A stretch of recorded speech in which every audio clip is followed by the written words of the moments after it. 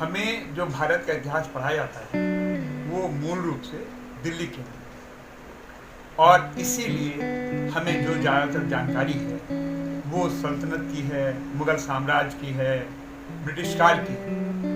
लेकिन हमारे इतिहास के ऐसे बहुत से अनछुए पहलू हैं जिनके बारे में हम लोग नहीं जानते। आपने रज़ा सुल्तान का नाम जरूर सुना। रज़ा सुल्तान ने मात्र 4 वर्ष राज किया और उसका भारतीय इतिहास में बहुत बड़ा नाम है।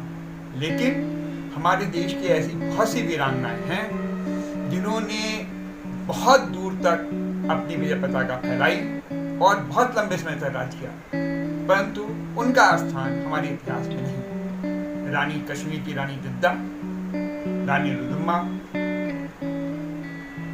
दाहर सेन की पुत्रियां और उसकी पत्नी रानी लाड, पुत्रियां परमार और सूर्या, रानी अबक्का चोटा, रानी दुर्गावती, रानी चेलम्बा, ऐसी बहुत सी रानियां हैं जिन्होंने बहुत ही बड़ी लड़ाइयां लड़ी और ऐसा अदम साहस का परिचय दिया जिसको भारत के इतिहास में बहुत बड़ा स्थान मिलना चाहिए।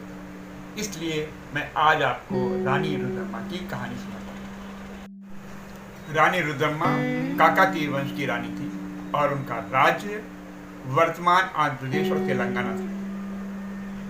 चालुक्य वंश के पतन के बाद उनके सामंत देवगिरी के यादव, हनुमाकोंडा के रेड्डी और द्वार समुद्र के होयसला ने अपने राज्य अलग अलग स्थापित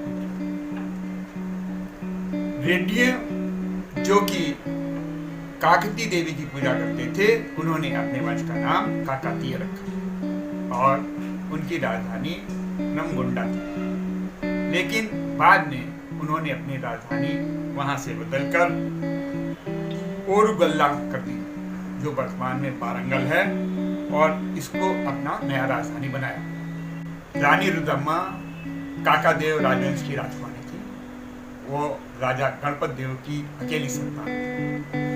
राजा गणपत देव ने उन्हें पुत्र की तरह पाला और उन्हें धनुर्विद्या, घुड़सवारी और विद्या में निपुण किया।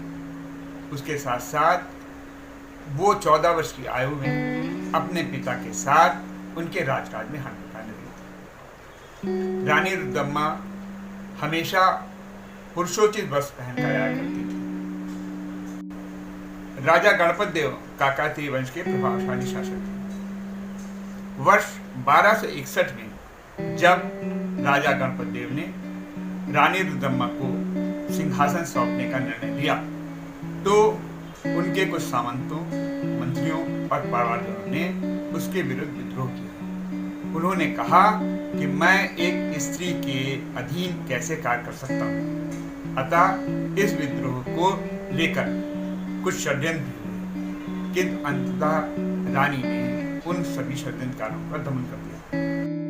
वर्ष 1261 में रानी रुद्रम्मा ने अपने बचपन के साथी वीरभद्र चालक के साथ विवाह किया। उसी समय देवगिर के यादव महादेव ने उनके राज पर आक्रमण कर दिया। रानी ने अपनी सेना और राजा वीरभद्र की सेना के साथ युद्ध किया और महादेव को पराजित किया। पराजय के बाद रानी ने उससे संधि करने के विवश किया और साथ में कहा कि हमें आपस में मिलकर रहना चाहिए। हमारा असली शत्रु तो दिल्ली का सुल्तान है। वर्ष 1266 में उसके पति और उसके पिता दोनों का देहांत हुआ, लेकिन सामंतों का विद्रोह चलता रहा। रानी ने पुराने सामंतों के परिवार की ओर अधिक महत्व देते हुए सामान्य जनों के बीच से मेहनती और वीर पुरुषों को चुना और उनकी सेना में महत्वपूर्ण स्थान दिया तथा प्रशासन में भी उनको महत्वपूर्ण स्थान दिया। इससे वो जनता के बीच में बहुत अधिक लोकप्रिय हो गई। सबसे अधिक संकट 1289 में तब आया जब रानी के एक सामंत अंबादेव ने नेल्लौर की गद्दी पर किसी अपने आदमी को बैठा दिया। रानी ने सेना का संचालन खुद किया और उसको हराया। साथ में उसके राज्य की काफ़ी किले जीत लिए। इसमें रनाडू, इवारू, सत्ती के किले आते हैं। रानी ने कलिंग शासक नरदेव सिंह को और पान शासक को हराकर उन्हें रणक्षेत्र से भागने के लिए विवश किया। उसने जल संचय के लिए बड़े बड़े तालाबों का निर्माण कराया, जिससे कि किसान अपनी खेती को आसानी से कर सके, और अपने किले की 7 दीवारों को चूना पत्थर से तैयार करवाया, जिससे कि उसका रण क्षेत्र अच्छा हो सके। वारंगल की भूमि काकातीय वंश के इतिहास का जीता जागता प्रमाण है। मार्को पोलो ने राजेंद्र रुद्रवर्मा के शासन के समय यात्रा की थी और उसने उसकी शौर्य और शासन प्रबंध की बहुत प्रशंसा की। इतना ही नहीं, the Oxford encyclopedia women's in world history में रानी रुद्रवर्मा का उल्लेख है, जबकि ये स्थान हमारे इतिहास में उसको आज तक नहीं मिला। 2015 में रानी रुद्रवर्मा के ऊपर एक तेलुगु फिल्म बनी।